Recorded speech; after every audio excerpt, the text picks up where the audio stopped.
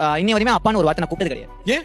அது வந்து அவங்க நான் பிறந்ததுல ஒரு ஃபாரின்ல இருந்ததுனால இன்னை வரையுமே நான் அப்பான்னு கூப்பிட்டது கிடையாது. எந்த தேவையா இருந்தாலும் எங்க அம்மா கிட்ட கேட்டு தான் நான் வாங்குவேன். இல்ல எப்படி இப்ப ஃபாரின்ல இருக்கிற ஒரு முறை கூட அப்பான்னு போன்ல சொன்னதே இல்லையா?